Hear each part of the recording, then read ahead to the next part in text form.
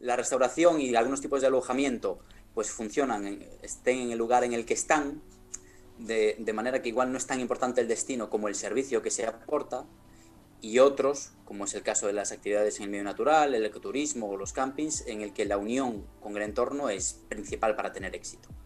Entonces, Bien, ante tu pregunta, María Eugenia, sí. yo creo que una de las bases a la hora de llevar adelante una empresa de estas características y el éxito es que haya conexión entre el servicio turístico, incluso en un restaurante, y el entorno en el que se desarrolla, ¿no? Ese concepto de sustentabilidad, creo que a día Tal de hoy, cual. aunque parece un poco fuera de moda, a día de hoy sigue perfectamente vigente. Casi no tiene sentido tener un negocio turístico si no se está aliado con el entorno en el que desarrolla. Yo creo que lo más importante para el éxito sigue siendo esto.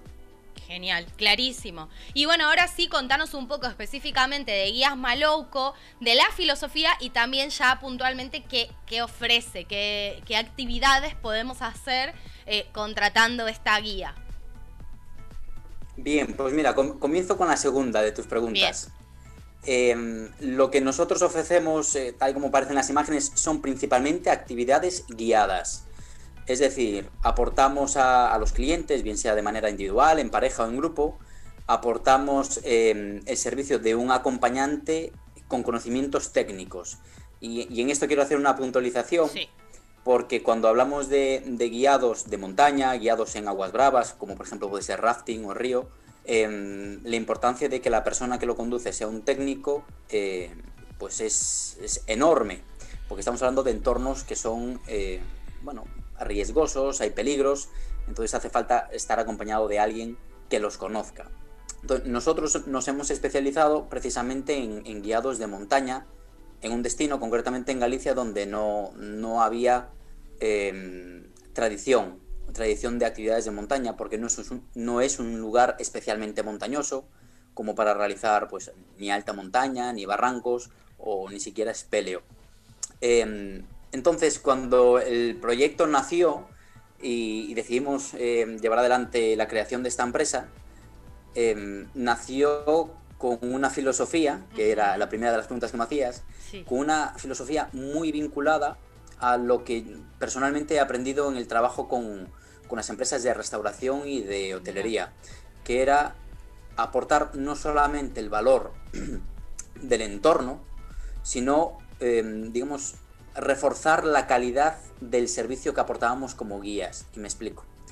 Muchas veces estas actividades en el medio natural, actividades de montaña, están relacionadas con una filosofía como hippie, ¿no? Uno se cambia a pie de río o el material, pues igual muchas veces no está en buenas condiciones, uno utiliza cascos que ya tienen muchos golpes, trajes de neopreno con agujeros.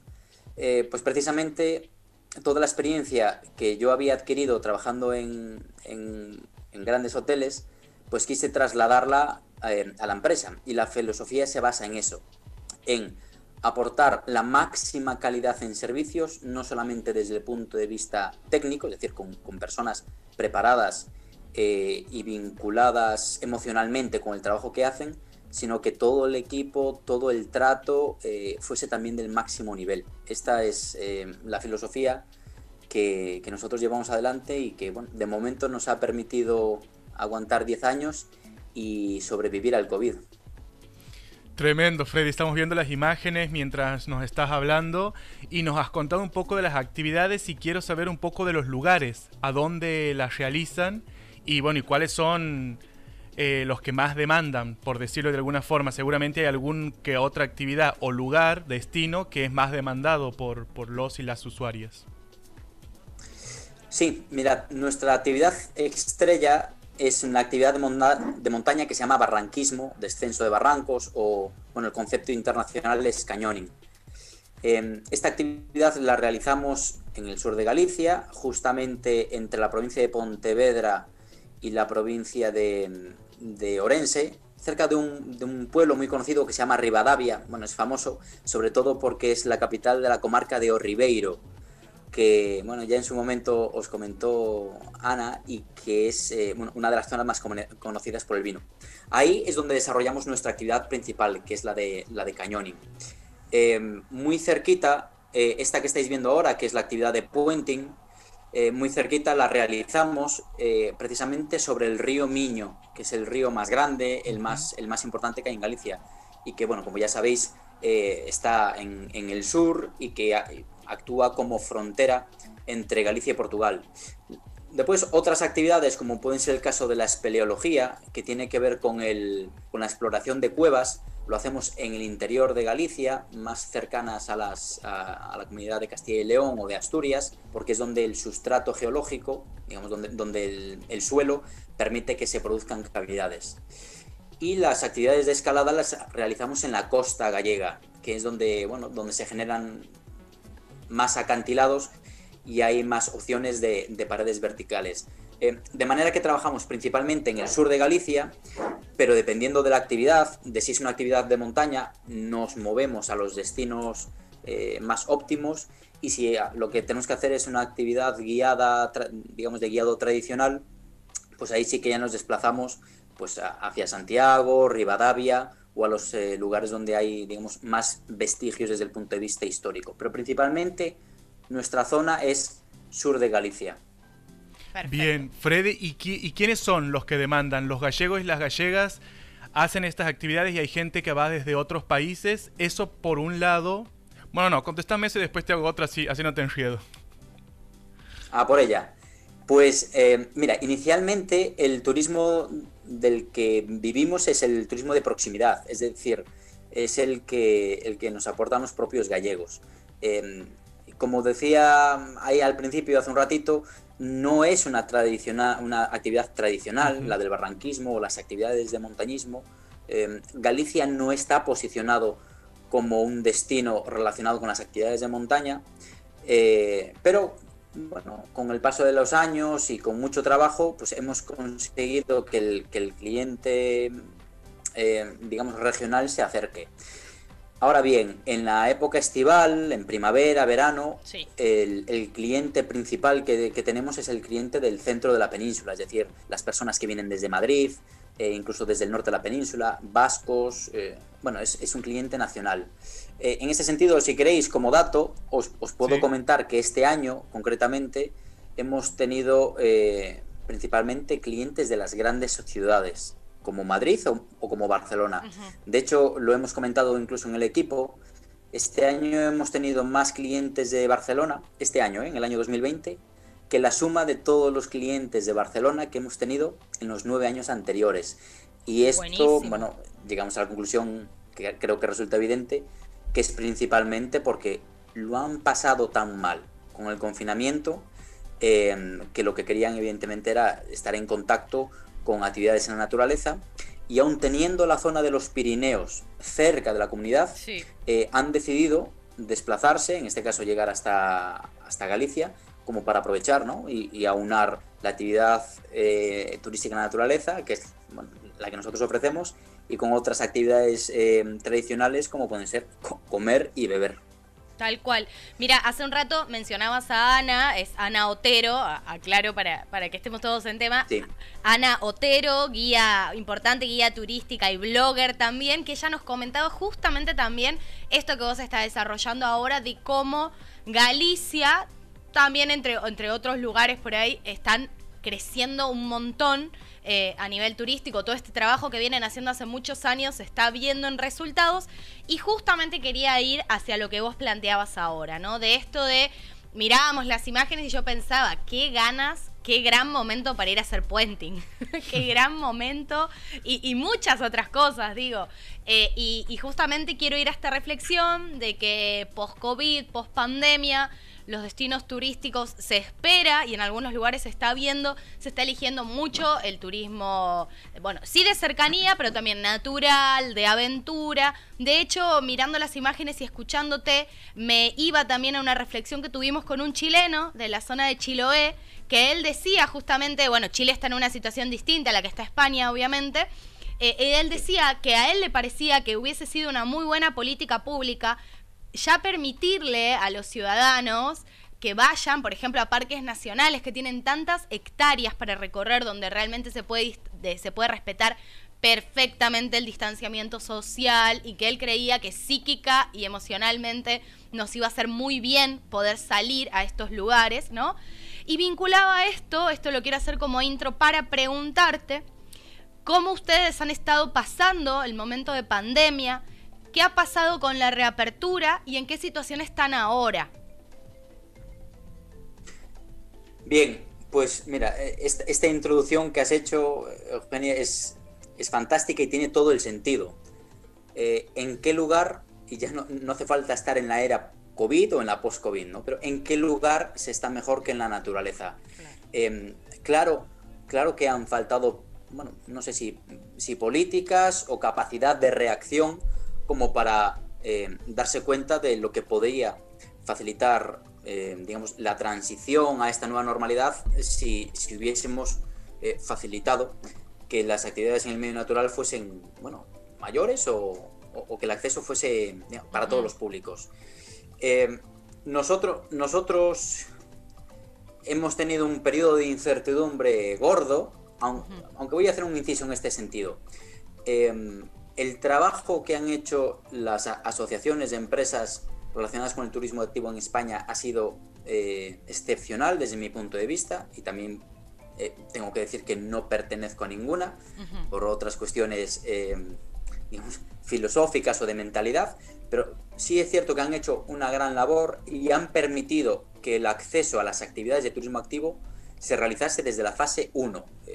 No sé si estáis familiarizados con esto de las fases aquí en España, pero digamos que lo primero que se ha podido hacer después del confinamiento, o las primeras empresas que han tenido acceso a desarrollar su actividad empresarial, pues han sido, entre otras, las del turismo activo. Y esto es muy inteligente porque efectivamente en la naturaleza es donde se entiende que menos problema de contagio habrá, y también es cierto que, bueno, que ha habido ese trabajo por parte de las empresas de turismo para reclamar nuestra importancia. Para mí, soy un tipo bastante conservador, y para mí hizo falta que llegásemos hasta la fase 3 antes de comenzar a recomercializar nuestras actividades, porque si bien es cierto que en la fase 1 podíamos llevarlas adelante, podíamos trabajar, había todavía mucha incertidumbre. Nosotros tomamos la medida, y insisto, fue en la fase 3, es decir, casi un mes y medio después de poder empezar a trabajar, tomamos la medida de utilizar mascarillas durante nuestras actividades, y fue una decisión totalmente impopular. Es decir, cuando se lo decíamos a los clientes, decían, pero ¿cómo vamos a estar en la naturaleza utilizando una mascarilla? Además, una actividad en la que nos vamos a meter en el agua, no tiene sentido. Fue la medida que tomamos porque entendemos que es más seguro hacer una actividad grupal con mascarilla que sin ella. Y la mascarilla en este caso pues funcionaba y funciona como una barrera, ¿no? Si alguien está contagiado, pues los virus no salen al exterior. Entonces, lo que nosotros hicimos, en vez de aprovechar el tiempo, en vez de agarrarnos a la apertura de las actividades, lo que hicimos fue preparar un protocolo exhaustivo de cómo íbamos a actuar, y eso, aunque nos hizo comenzar con un mes y medio de retraso respecto a otras empresas, lo que sí nos hizo fue afianzarnos. Desde el primer momento dijimos que íbamos a trabajar con mascarilla, aunque no era obligatoria desde el punto de vista legal, es decir, Galicia no lo exigía. Lo que ocurrió un mes y poco después fue que la Xunta de Galicia, es decir, el gobierno autonómico, dijo no, toda actividad tiene que hacerse con mascarilla. Y afortunadamente nosotros ya lo cogimos ya estábamos preparados porque habíamos sido más exigentes en ese sentido que la propia administración. Y lo otro, que era algo con lo que ya veníamos trabajando y también nos facilitó el acceso rápido a esta nueva situación, fue el trabajar con grupos más reducidos, lo cual ha tenido un coste de personal mayor para nosotros porque digamos, hemos tenido que disminuir los ratios de trabajo, pero que a la larga nos ha dado unos resultados en cuanto a percepción de la calidad por parte del cliente extraordinarios. Y lo que ha hecho el cliente es sobre todo sentirse más seguro, ¿no? Ver que una empresa se involucra en que las cosas se hagan de forma segura, tanto con la mascarilla como con grupos reducidos, a nosotros, aunque nos hizo retrasarnos en el comienzo, finalmente nos ha aportado un plus de calidad que el cliente ha percibido. Perfecto. Buenísimo, Freddy. Bien, los datos súper precisos ahí de cómo han trabajado, lo que es muy interesante y da mucha seguridad también a quien escucha de cómo brindan el servicio, porque también da cierta tranquilidad al momento de buscarlos. Te quería preguntar cuáles son las condiciones físicas que necesita una persona para hacer este tipo de actividades. O sea, quiénes no podrían hacerla o cómo hacen, si hacen una selección, preselección, porque estoy viendo ahí que necesitan, no sé si mucha, pero estado físico. Y por otro lado, ¿cómo está formado el equipo? Cuando uno va, ¿con quién se encuentra? ¿Cómo está formada la agencia? Perdón, pausa. Quiero sumar acá porque entra perfectamente que también vimos que hacen actividades con personas no videntes, como para también incluir eso. Claro. Bueno, pues mira, ya contestando ambas preguntas, y como buen gallego que soy, autóctono, o sea, siglos atrás, siempre he sido gallego y la familia también, depende de la actividad que se quiera hacer. Mirad, la actividad que tiene menos requerimientos desde el punto de vista físico, o si queréis incluso psicológico, aunque puede parecer lo contrario, es la de puenting. Claro. En la actividad de puenting lo único que tienes que hacer es dejarte caer, ¿no? Estamos hablando del salto pendular desde un puente, justamente las imágenes que salen. No hace falta ninguna condición física, porque la gravedad hace su trabajo. Sin embargo, la actividad que tiene, bueno, pues como más requerimiento desde el punto de vista, por ejemplo, acuático, es el barranquismo, el cañoning. Ahí es conveniente pues saber nadar y tener capacidad física como para caminar por terreno irregular con destreza, pero poco más, ¿no? La actividad de escalada tiene algo más de requerimiento físico, porque primero no hay que tener ni vértigo ni miedo a la altura, porque vamos a trepar por paredes, y segundo, pues porque hay que poder sujetarse de las piedras. Pero en ese sentido tengo que comentaros que las actividades que nosotros hacemos son eminentemente actividades turísticas, es decir, que lo que hacemos es facilitar el acceso a estos entornos y a estas actividades a todo tipo de persona. De hecho, trabajamos incluso con críos a partir de 8 años. Entonces, la actividad de montaña se adapta. Es necesaria una condición física mínima para poder hacer cosas como la escalada o como el barranquismo, o incluso como la espeleología, que conviene no tener claustrofobia porque estamos dentro de una cavidad subterránea, pero el puenting no es necesario nada, y después las rutas a pie ninguna. La pregunta que me hacías, Eugenia, oye, hemos visto efectivamente que hay actividades con ciegos. Bueno, esto también me vincula con la otra pregunta que ha hecho Rámido, que tiene que ver con a quién se encuentra el cliente cuando llega a esta empresa. Bueno, pues principalmente se encuentra con personas, con técnicos titulados, pero que además tienen experiencia en las actividades que realizan dilatada. Por ejemplo, algunos de mis guías de cañoning o de espeleo, fíjate, aún teniendo 30 años, tienen 15, 18 años de experiencia en actividad de máximo nivel en espeleología. Entonces, digamos que van sobrados. Claro, esto lo que nos permite es que cuando viene una persona como la que aparece en las imágenes, que es el caso de Pachi y de Ana, que son invidentes, gracias a la experiencia que tenemos, a los conocimientos técnicos y sobre todo a la pasión y al amor que le ponemos a lo que hacemos, pues nos permite conducir con destreza bueno, pues a este tipo de clientes. Entonces, aquí lo que se junta es la capacidad técnica para poder hacerlo, y por el otro lado, bueno, la emoción que nos genera poder acercar a personas que no tienen, bueno, las mismas oportunidades que nosotros, pues poder acercarlas a estas actividades de conexión con la naturaleza y de, bueno, y de emociones tan relacionadas con todos los sentidos, ¿no? En este punto, bueno, esa foto es curiosa. Estamos comiendo y bebiendo, evidentemente, porque esto también es una necesidad que tenemos, pero el aprendizaje que uno recibe como guía con actividades realizadas con invidentes o con personas con discapacidades de tipo cognitivo es que uno aprende otra forma de disfrutar de ellas, ¿no? Pues aquí, cuando yo le decía a mis compañeros, oye, chicos, tengo una actividad con ciegos, me dicen, ¿y qué les vas a enseñar? Y yo decía, cuando la primera vez que me llamaron, yo estaba temblando, digo yo, pero debe ser una cámara oculta, ¿no? ¿Cómo me llama un ciego para decirme que le llevo a hacer unas actividades? Pues sí, hay que explicárselas con cariño y que la toquen digamos, y este éxito se consigue pues cuando uno tiene pasión por lo que hace. Tal cual. Esa es la clave. Sí, tal cual. Así es.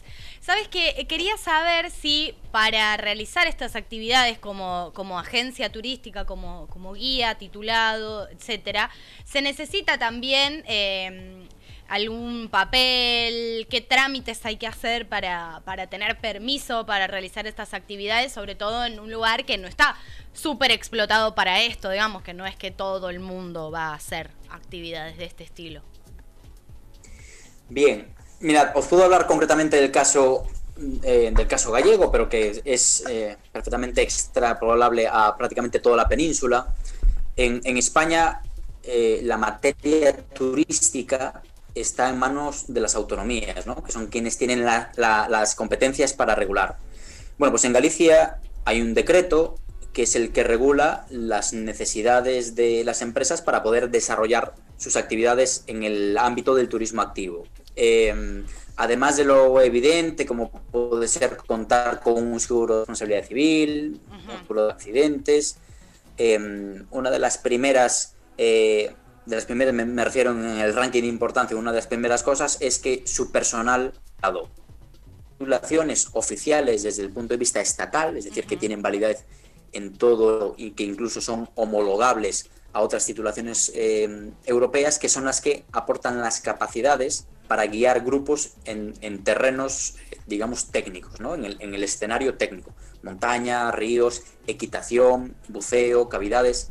Bueno, pues hay una titulación específica para eso.